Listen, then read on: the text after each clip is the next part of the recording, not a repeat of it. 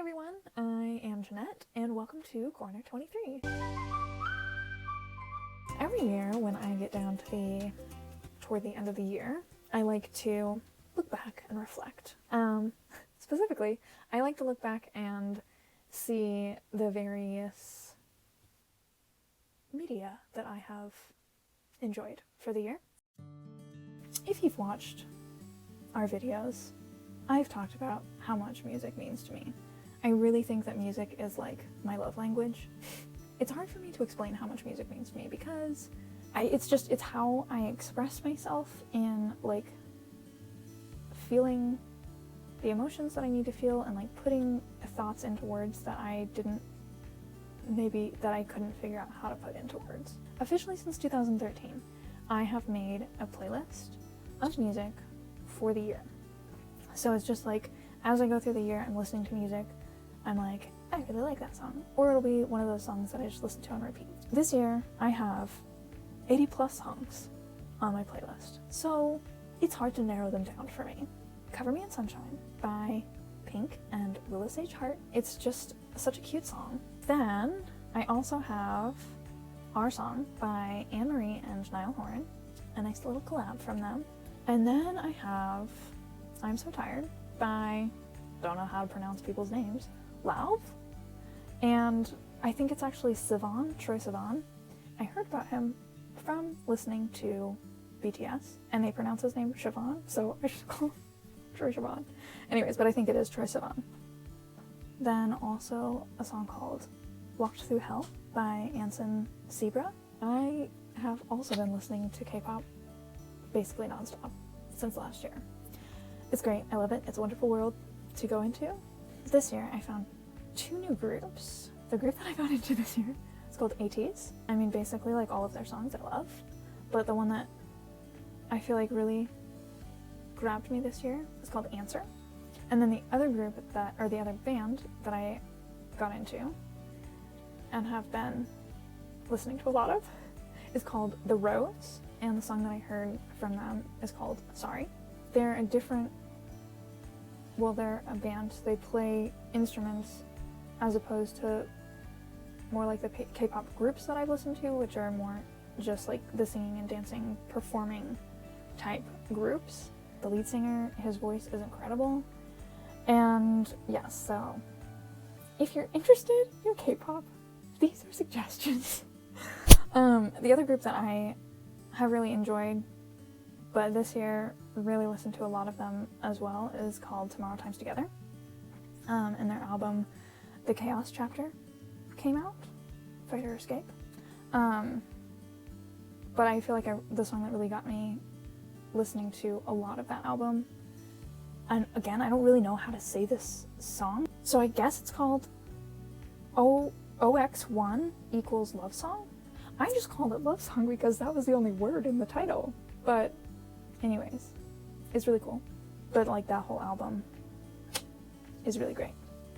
And then, of course, we have always new releases from BTS. This year, they collabed with Coldplay with a song called My Universe, and it's really, really wonderful, and I love it so much. That's a brief scratch of the music that I listened to this year. Like I said, if you're interested in K-pop, I will gladly give you any recommendations of music to listen to because I love it. I didn't read that much this past year. It's just where I'm at right now, not reading a lot.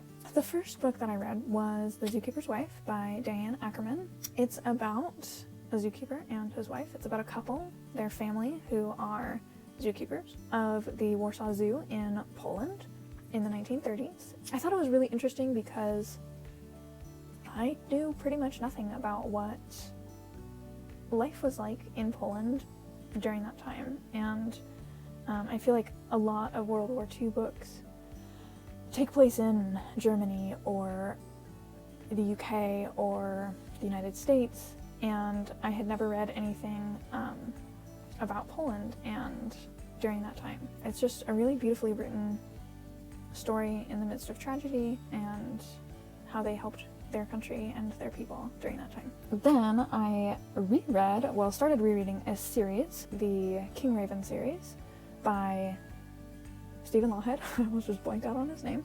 It's a Robin Hood story. So it takes place during the time of the Norman invasion of Wales, and yeah, so it's just kind of a different setting for Robin Hood. But I really love Stephen Lawhead's writing, and I really love Robin Hood. So it's always hard for me to narrow down ones that I've watched and really liked. Apparently the theme this year was like the 1920s. So I watched a movie called Genius. It's about an editor during the 1920s who oversaw works of Thomas Wolfe, Ernest Hemingway, F. Scott Fitzgerald, and other people during that time. So it was really cool because it was about books and editing and publishing companies, and apparently I really like that subject. The next 1920s one that we've got is Midnight in Paris. I've never seen it before. Main character goes to Paris and then finds this portal into the 1920s and hangs out with like all of these people from the 1920s. The next one is called The Dig, and it was about the archaeological discovery of Sutton Hoo. Really cool learning about that because I didn't really know much about the Sutton Hoo discovery. It was just beautifully filmed.